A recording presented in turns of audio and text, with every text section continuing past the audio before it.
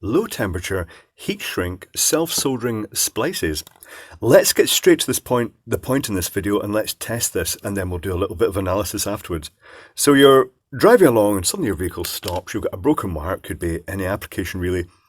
You strip the ends of the wire and you want to join them together. Normally you might use a butt crimp, where you put the two ends of the wire into a crimp and then crimp it shut and wrap a bit of tape around it. But you've got these things that supposedly shrink down. Let's test them right now. Okay, so let's give this a go.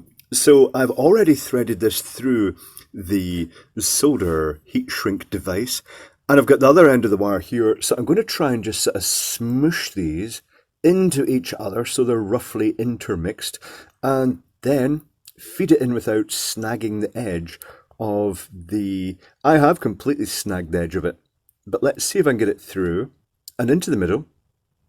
And then we shall activate the heat gun. I think the best approach here might be to shrink down at least one of the glue bands first. So let's do that.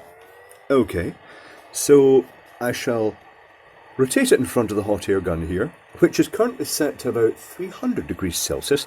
I want to actually use it at that low temperature just to see if it does actually work with the solder. So that's kind of done like that. Should I...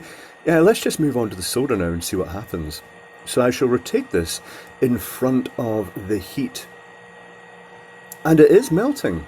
That's pretty interesting. And it's flowing in amongst the copper strands. I don't see any sort of liquidy flux as such, but I do see what looks like proper mating onto the copper. Whether it has mated properly is something that we'll find out when I take it apart afterwards. And then let's do the other band here.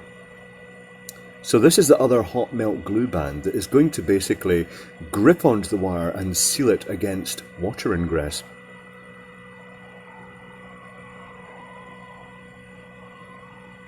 Okay, that looks pretty good. That worked relatively well, but what really matters now is whether that solder in the middle has actually flowed properly. Let's cut the joint open and find out.